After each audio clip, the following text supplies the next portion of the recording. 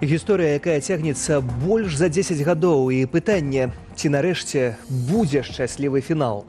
Гаворка пра адмену роумінгу паміж Беларусю ды Расіяй. Ужо гучалі абяцанні ды запэўніванні, і гэтак з 2013 года. Цяпер нібыта прынятая рэзалюцыя. Карыстальнікі змогуць тэлефанаваць свабодна паміж краінамі ўжо на лета, 1 сакавіка.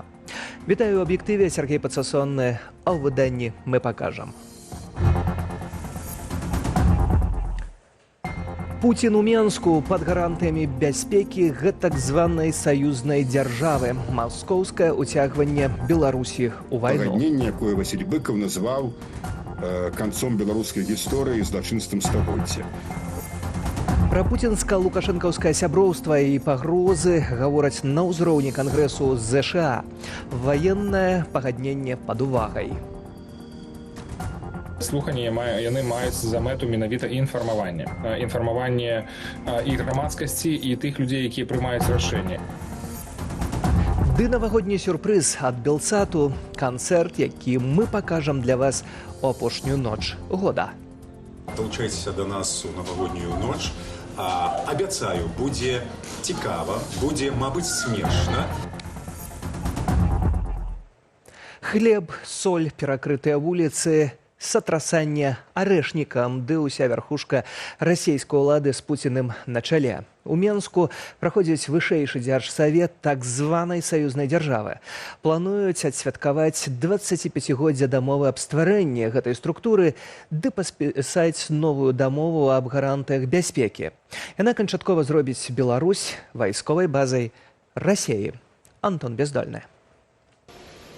Зранку пятніцы ў нацыянальным аэрапорце Менска адзін за адным сядалі расійскія ўрадавыя самалёты. Старшыня Савету Федэрацыі Валентин Матвіенка, прэм'ер Міхаіл Мішустін, кіраўнік Савету бяспекі Сергей Шайгу. У Беларусь прыбыло фактычна ўсё найвышэйшае кіраўніцтва Расіі. Апошні прыляцеў асабіста Владзімір Пуцін. У Менску яны бяруць удзел у штогадовым найвышэйшым дзяржаўным савеце саюзнай дзяржавы. Такую прадстаўнічую дэлегацыю фармальна сабралі з нагоды юбілею. 8 снежня 25 гадоў таму Лукашенка і тагачасны расійскі прэзідэнт Барыс Ельцын падпісалі дамову аб стварэнні саюзнай дзяржавы. Таго пагаднення, якое Васіль Быкаў назваў канцом беларускай гісторыі з злачынствам стагоддзя.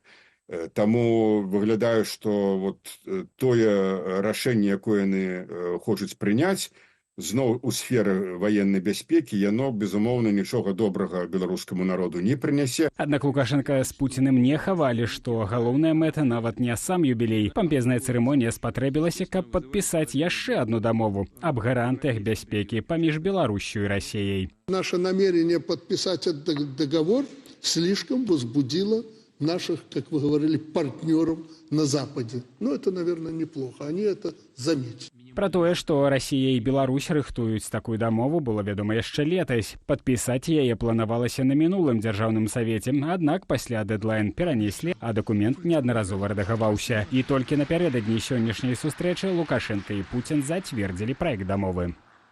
Можна любыя паперы падпісаць, але галоўнае не тое, што там напісана, бо на гэта не так будуць самі Лукашенка ці Пуцін звяртаць увагу. А важна, як яны это будуць на практыцы выкарыстоўваць. І так, зараз, канешне, это ў першую чаргу выкарыстоўваецца піяраўскія. Абавязанні дапамагаць у выпадку агрэсіі супраць аднаго з чальцоў саюзнай дзяржавы былі і раней. Прымаць новую дамову спатрэбілася праз жаданне Расіі размясціць у Беларусі ядравую зброю. Пуцін і Лукашенка сцвярджаюць, што ракеты застаюцца ў нашай краіне ўжо з мінулага года. У каждого президента своя красная кнопка, свой портфель, свой ядерный чемоданчик. Аднак ні расследавальнікі, ні заходнія выведкі не пацвярджаюць таго, што ядравыя боегалоўкі сапраўды прывезеныя, як і таго, што Менск будзе мець над імі кантроль. Тым часам Пуцін ужо паабяцаў на лета размясціць у Беларусі яшчэ і комплекс стратэгічных ракетаў «Арэшнік». Мы да канца не ведаем, якія дакументы і якія дамоўленасці кулуарнага кшталту напярэдадні гэтых сустрэчаў адбываюцца. Большасць тых дамоўленасцяў, якія былі лёсавызначальнымі для Беларусі, пачаўшы ад так званых сочынскіх дамоўленасцяў, былі абсалютна сакрэтнымі. Перад спатканнем з Пуціным Лукашенка сустрэўся з уласнымі топ-чыноўнікамі. Адметна, што турбавала яго не вайсковая супраца, а эканоміка. Можем и должны обсудить те проблемы, которые в наших отношениях существуют. Естественно, они будут. Пра якія праблемы гаворка, Лукашенка не ўдакладніў. Калі верыць ягоным жа словам, якраз эканамічная інтэграцыя ідзе найбольш паспяхова. Таваразварот з Расіяй сёлета дасягне рэкордных 60 мільярдаў долараў.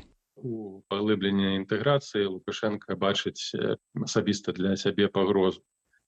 Страта суверэнітэта і абсалютнае размыванне незалежнасці будзе азначаць, што Лукашенка гэта тэхнічная фігура, якая будзе зменена ў любы выпадак, у любой сітуацыі, як, напрыклад, губернатар Курскай вобласці. Напярэдадні прыезду Пуціна ў Беларусь расійскі віцэ-прэм'ер Алексей Аверчук не выключыў, што хутка мусіць з'явіцца адзіная валюта саюзнай дзяржавы. Паводле яго, гандаль паміж краінамі ўжо на 98% здзяйсняецца ў нацыянальных валютах, то бок у расійскіх рублях. Антон Бяздольны, Белсат. А падпісанне чарговага ваеннага пагаднення паміж Пуціным і Лукашэнкам не сталася сюрпрызам, бо інфармацыя прагучала яшчэ напярэдадні у Кангрэсе ЗША. Падчас слуханняў на паседжанні камісіі бяспекі і супрацы ў Еўропе пра падрыхтоўку мовы паведаміў Мацвей Купрэйчык. На паседжанні вялося пра партнёрства паміж Расіяй і Беларуссю ў кантэксце вайны з Украінай. Пра што гаварылі ўдзельнікі слуханняў і да якіх вынікаў можа прывесці гэтая сустрэча, Ірына Дарафійчук. Рэжым Лукашэнкі не толькі дазволіў размясціць новыя расійскія вайсковыя базы ў Беларусі, але і павялічвае вайсковыя пастаўкі Расіі. Пра гэта падчас паседжання камісіі бяспекі і супрацы ў Еўропе заявіў прадстаўнік Белполу Мацвей Купрэйчык. Слуханні адбыліся ў палаце прадстаўнікоў Кангрэсу Злучаных Штатаў. Арганізацыя Белпол атрымала тэкст гэтага пагаднення. І яно дазваляе Расіі размяшчаць новыя вайсковыя базы, асабісты склад войскаў на тэрыторыі Беларусі. Да таго ж беларусаў могуць адпраўляць на вайну ва Ўкраіну, абараняць тэрытарыяльную цэласнасць Расіі. Белпол дакументуе злачынствы Лукашэнкі, сярод якіх палітычныя рэпрэсіі, факты карупцыі, суўдзел у рэжыме ў вайне Расіі супраць Украіны. Між іншага, маюцца і пацверджанні, што ў Беларусі ўжо запушчаныя механізмы фальсіфікацыі наступных выбараў. На ролі рэжыму Лукашэнкі ў незаконным перамяшчэнні украінскіх дзяцей засяродзілася украінская юрыстка Кацярына Рашэўская. Рэжым Лукашэнкі вучыць украінскіх дзяцей імкнуцца паміраць за краіну, якая здзяйсняе злачынства ў дачыненні іх самых. Гэта адна з частак глобальнай расійскай палітыкі ў справе ліквідацыі украінскай нацыянальнай ідэнтычнасці праз іхную агрэсіўную вайну. Экспертка пералічыла адказных за незаконнае перамяшчэнне украінскіх дзяцей, назваўшы ў тым ліку Лукашэнку і Пуціна. Кіраўнік Міністэрства замежных справаў Літвы Габрыэлюс Ландсбергіс падкрэсліў, што агрэсія лукашэнкаўскага рэжыму пачалася ў 2020 годзе маштабнымі рэпрэсіямі супраць удзельнікаў паслявыбарчых пратэстаў. Згадаў ён і эпізод з прымусовую пасадкаю самалёта Ryanair і зарганізаваны Лукашэнкам у адказ на санкцыі міграцыйны крызіс. Беларусь – краіна нумар 1, якая дапамагае Расіі пазбягаць санкцыяў. І вельмі важна прывесці ў адпаведнасць санкцыі супраць Расіі з санкцыямі супраць Беларусі. Неабходнасць аднолькава ставіцца да Беларусі і Расіі ў пытанні санкцыяў падкрэсліў і старшыня камісіі Джоу Уілсон, каб Расія не магла выкарыстоўваць Беларусі для абыходу абмежаванняў. Беларусь цяпер фактычна кантралюецца Пуціным, бо Лукашенко прадаў яе незалежнасць, каб абараніць свае ўласныя інтарэсы. Уводзіць больш сур'ёзныя санкцыі заклікае і Белпол. Нам надо принимать санкции быстрее, в том числе, потому что многие западные политики не понимают разницу между демократическим государством и авторитарным, когда Лукашенко, надо сказать всего лишь пару слов, и вся его вот эта вот репрессивная машина начинает крутиться, вертеться, создавать новые схемы по обходу санкций и так далее. Менавіта інфармаванне як грамадскасці, гэтак і тых, хто прымае рашэнні. Галоўная мэта такіх слуханняў, падкрэслівае кіраўнік агенцтва еўраатлантычнага супрацоўніцтва Валер Кавалеўскі. Кангрэс Злучаных Штатаў – это тое самае месца, якое ухваляе палітыку Злучаных Штатаў датычна Беларусі, ухваляе бюджэты на падтрымку дэмакратычных сіл грамадзянскай супольнасці. Таму самыя па сабе слуханні не будуць мець такого вокаімгненнага эфекта, але тым не менш яны спрыяюць таму, каб палітыка Злучаных Штатаў па Беларусі была больш адэкватнай тым абставінам, якія мы зараз назіраем. Ёсць у такога інфармавання і практычныя вынікі. Да прыкладу, Літва сёлета ў верасні перадала ў офіс пракурора міжнароднага крымінальнага суда ў Гаазе матэрыялы пра злачынствы рэжыму Лукашэнкі супраць чалавечнасці ў дачыненні беларусаў. Ірына Дарафейчук, Белсат. Беларускі расследавальніцкі цэнтр апублікаваў звесткі аб вугорскай кампаніі, звязанай з Віктарам Шаўцовым. Яго называюць гаманцом Лукашэнкі. Паводле журналістаў, праз гэтую кампанію, якая трапіла пад ліквідацыю, Шаўцоў зарабляў у Еўропе. І нягледзячы на ўведзеныя супраць яго санкцыі. Расследавальнікі таксама высветлілі, што Шаўцоў быў звязаны з кіраўніцай праграмы так званых залатых ВНЖ Вугоршчыны, якая раней трапіла ў цэнтр міжнароднага скандалу. Падрабязнасці распавёў Белсату кіраўнік беларускага расследавальніцкага цэнтру Станіслав Вашкевіч. Ну, у прыватнасці адсачылі яго бізнес у Літве, што прывяло і сувязі з тамтэйшым монополістам на друк бланкаў літоўскіх пашпартоў гарсупасалісу, сувязі з чым яны страцілі сертыфікат надзейнасці ў літоўскіх уладаў, перасталі быць монополістам на гэтую справу. Ну, а зараз чарговы віток, это ў Вугоршчыне мы знайшлі ягоную кампанію і ўбачылі, што ў кастрычніку, уже пасля таго, як супраць яго ўвялі санкцыі, яе таксама замарозілі. Яна займалася гандлем бананамі з Лацінскай Амерыкі, таксама нейкай хіміяй і угнаеннямі. Абароты складаў дзесьці до мільёна еўра на 2023 год. Таксама мы знайшлі, што гэтая кампанія была зарэгістраваная на нерухомасць вось гэтай скандальнай асобы Крысціны Шыман, вугоркі, якая заведавала вугорскай праграмай залатых ВНЖ. Яна скандальная была сярод іншага тым, што яны, напрыклад, давалі гэтыя ВНЖ сям'і Сергея Нарышкіна, кіраўніка расійскай службы знешняй выведкі.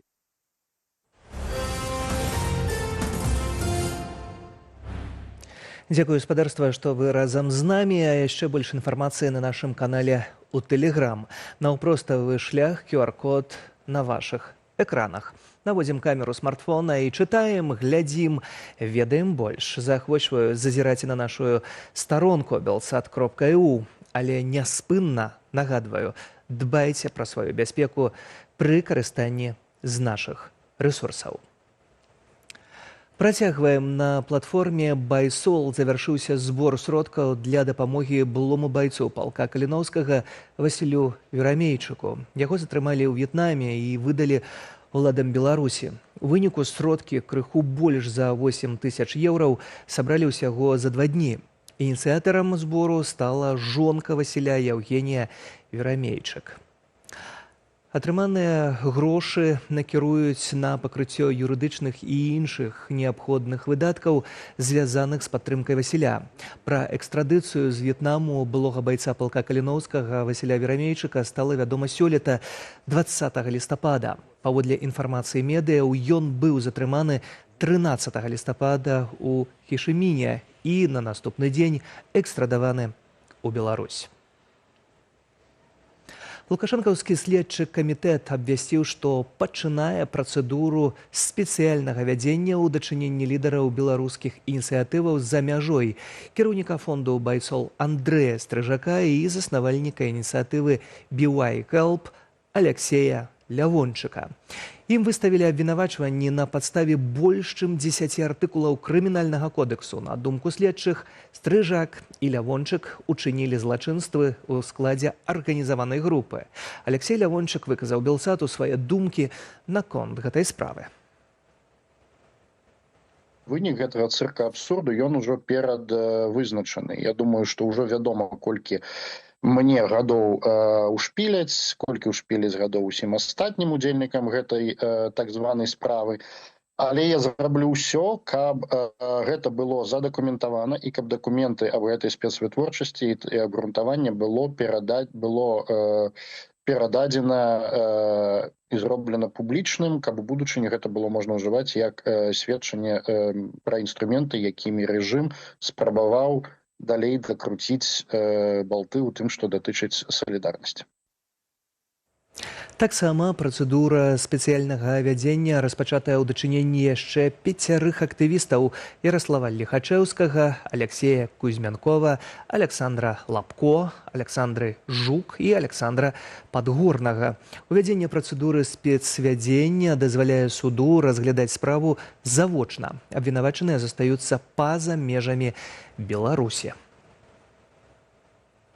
Ці Беларусь усцяж краіна бульбы? Нават гэта ўжо пад пытаннем. Харчовыя склады буйных беларускіх рэтэйлераў пусцеюць, сведчаць дакументы Міністэрства гандлю, якія перахапіў Белпол. Што прывяло да цяжкага становішча і як улады плануюць выпраўляць сітуацыю? З таемнымі справаздачамі азнаёмілася Кацярына Хардзеева.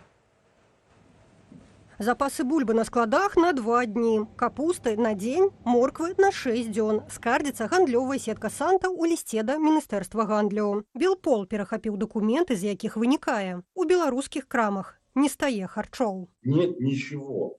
И это сейчас, это там условно не где-то в начале весны, там в середине весны, а это вот только эти документы за осень 2024 года. Ситуация вообще ужасная. Просто ужасная. Здесь мы передаем эту информацию регулярно независимым СМИ, и мы видим, что динамика просто ужасающая. Іншая гандлёвая сетка «Грын» б'е ў набат. Айчынных яблыкаў на іх складах увогуле няма. Складана і з іншай гароднінай. Бульбай крама забяспечаная толькі на 30% ад штомесячных патрэбаў. Рэтэйлер адзначае, агульны аб'ём паставак беларускай гародніны цягам года абрынуўся з 80 до 12%. Овощи, фрукты, да, будут дорожать у нас. И будут дорожать, мы это ощутим не сегодня, вот перед Новым годом, а ближе, наверное, к весне. А откуда будем брать недостающие овощи, фрукты?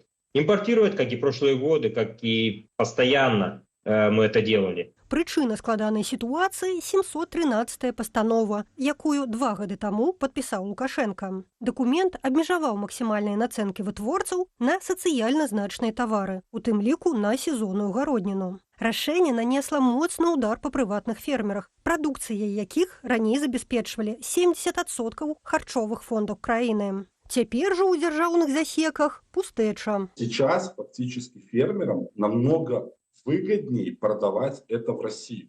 И само государство, с точки зрения режима Лукашенко, он как бы способствует тому, чтобы это продавалось в России.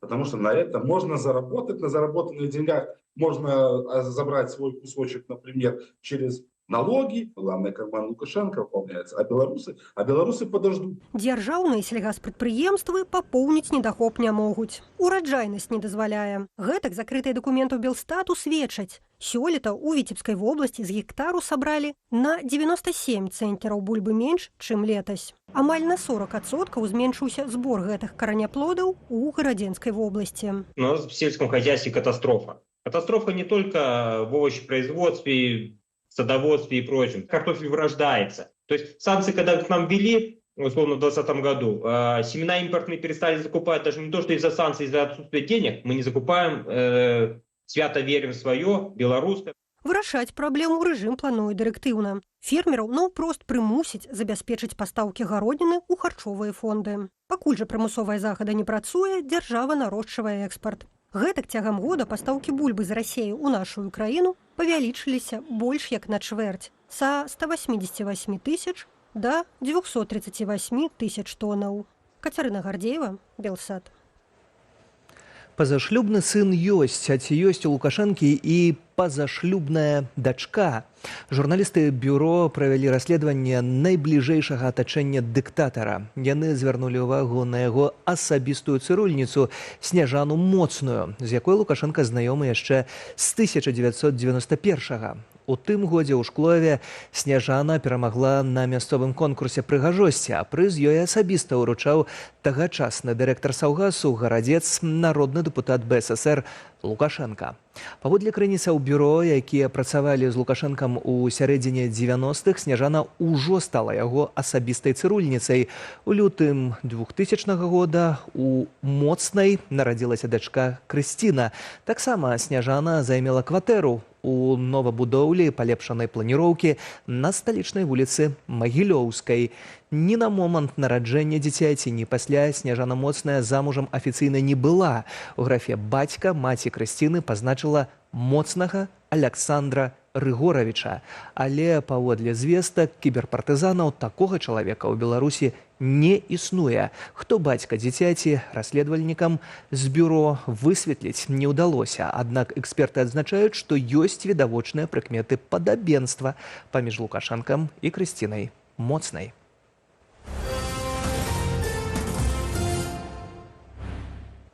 Сам Лукашенко падтрымаў Пуціна ў вайне, а вось лукашэнкаўскія функцыянеры зноў кажуць пра мірную Беларусь, а таксама гатовы падставіць плячо тым краінам, што выступаюць за мір. Між іншага, Сірыі, дзе цяпер узнавілася поўнамаштабная грамадзянская вайна, анансаваў дапамогу бліжнеўсходняй краіне ваенком Гомельскай вобласці Андрэй Крываносаў, які ў 2021 атрымаў нібыта зарад энергіі і рашучасці ад Лукашэнкі, хаця падрабязнасцямі не падзяліўся. Пра сітуацыю ў Сірыі ды пра іншыя падзеі ў свеце у нашым аглядзе. Антыўрадавыя сілы ў Сірыі працягваюць марш на поўдзень краіны. За ноч іхныя прадстаўнікі наблізіліся да Гомсу, трэцяга па памеры гораду краіны. Узяцце гэтага населенага пункту можа адрэзаць сталіцу Сірыі Дамаск ад партоў на міжземным моры, а менавіта там месцяцца расійскія вайсковыя базы. Напярэдадні апазіцыйныя групоўкі захапілі Хаму за 40 кіламетраў ад Гомсу. Горад заставаўся пад кантролем ураду цягам усёй грамадзянскай вайны, якая пачалася ў 2011 годзе з пратэстаў супраць прэзідэнта Башара Асада. Паводле медыяў, антыўрадавыя сілы захапілі цэнтральную турму Хамы і выпусцілі адтуль больш за 3000 вязняў. Пры гэтым урадавыя войскі амаль не аказваюць супраціву. Прымяненне балістычнай ракеты сярэдняй далёкасці «Арэшнік» па тэрыторыі ўкраіны было сігналам захаду. Пра гэта заявіў міністр замежных справаў Расіі Сергей Лаўроў у інтэрв'ю амерыканскаму журналісту Такеру Карлсону. Паводле палітыка, саюзнікі ўкраіны, якія пастаўляюць ёй дальнабойную зброю, маюць зразумець, што Крэмль гатовы на ўсё дзеля абароны сваіх інтарэсаў. Мы, вядома, хацелі б пазбегчы любога недастатковага разумення. І паколькі людзі, некаторыя людзі ў Вашынгтоне, некаторыя людзі ў Лондоне, у Брусэлі, здаецца, не вельмі здольныя зразумець, мы будзем дасылаць дадатковыя паведамленні, калі яны не зробяць патрэбных высноваў. Таксама Лаўроў агучыў ультыматум Крамля наконт спынення вайны ва ўкраіне. Ён заявіў, што для міру, між іншага, краіна мае адмовіцца ад уступлення ў НАТО, не размяшчаць на сваёй тэрыторыі вайсковых базаў і не праводзіць вучэнняў з удзелам замежных войскаў. Нотр-Дам-де-Пары зноў стане дасяжным для наведнікаў. Адзін са знакаміцейшых сімвалаў Францыі адкрыюць пасля маштабнай рэканструкцыі 7 снежня. Яшчэ да пачатку ўрачыстасцяў парыжская паліцыя ўзмацніла захады бяспекі вакол святыні. У красавіку 2019 года Нотр-Дам-де-Пары пацярпеў ад пажару. Змагацца з агнём ратаўнікам тады давялося амаль сотні. Полымя знішчыла дах сабору і абрынула шпіль. Інтэр'ер святыні таксама пацярпеў. Першыя падарункі пад ялінкамі. У шмат якіх краінах свету 6 снежня адзначаюць Дзень святога Мікалая. Хрысціянскія вернікі ў гэты дзень успамінаюць візантыйскага епіскапа Мікалая Мірлікійскага, якога называюць заступнікам маленькіх дзяцей. Менавіта гэтая гістарычная постаць лічыцца правобразам Санта-Клауса. У кожнай краіне на Дзень святога Мікалая свае традыцыі. Гэтак у Румыніі дзеці раніцаю 6 снежня знаходзяць тапачкі або зімовыя боты, запоўненыя слодычамі і садавіной. Ірына Юрыва, Белсат. А напрыканцы выдання пераносімся ў будучыню. Да Новага году яшчэ больш за 3 тыдні. Аднак наш канал ужо рыхтуе для вас падарунак. Новыя і даўно любімыя артысты, легендарныя песні, святочны настрой. Белсат адзняў навагодні канцэрт. Якія сюрпрызы чакаць вам? Прыадкрые таямніцу навагодняй ночы Андрэй Сульжыц. Лявон Вольскі, Джей Морс, РСП, Папа Бо, Маляваныч ды іншыя выканаўцы разам на адной сцэне. Белсат рыхтуе для вас альтэрнатыву блакітнаму аганьку. Свой навагодні канцэрт па-беларуску з запалам, гумарам і любімымі кампазіцыямі беларускіх артыстаў. З Новым годам! За настрой у навагоднюю ноч будзе адказваць вядоўца вечарыны Дзяніс Дудзінскі. Будзе цікава, будзе, мабыць, смешна, а будзе гучна і па-сямейнаму утульна. Абяцаю. Стваральнікі навагодняга шоу натхняліся сусветнай класікай. У аснове сюжэту калядная гісторыя Чарльза Диккенса. Шукаць вельмі такой досыць весёлай гісторыі можна перанесціся. Я так разумею, што ў нейкі атмасферна, касмасферна адарваны просто нейкая прастора, дзе няма ніякіх ні межаў, ні палітыкаў, нічога, і адцягнуцца пад добравядомыя нейкія творы. На канцэрце прагучаць старыя добрыя гіты, вядомыя кожнаму беларусу. Святочны канцэрт таксама пакажа новыя твары і стане пляцоўкаю смелых музычных экспериментов. Для того, чтобы немножко промыть глаза, прочистить уши и прочистить мозг, что самое главное, чтобы просто создать абсолютно новую ментальную конструкцию мира, включайте Белсат. Стваральнікі навагодняй ночы на Белсаце абяцаюць гледачам шмат сюрпрызаў. Ад Маляваныча пакуль што сакрэтна еще песня мы не можем абіць якая, але гледачы будуць здзіўлены. Не прапусціце навагодняга шоу на Белсаце. 31 снежня сустрэнем 2025 год разам. Падрабязнасці праграмы чакайце ў нашых эфірах, сацыяльных сетках і на сайце belsat.eu. Андрей Сульжыц, Белсат. А ўжо праз момант адказ на пытанне, як Генпракуратура палюе на былога міністра МОЗ Ігора Шуневіча. Чым не дагадзіў? Віталь Бабін паразмаўляе з прадстаўнікоў Белпол, Владзімірам Жыгарам у Белсат-Зум. А ў мяне ўсё. Зычу добрага вечара ды ўдалых выходных. Сергей Пацасонны. Да сустрэчы.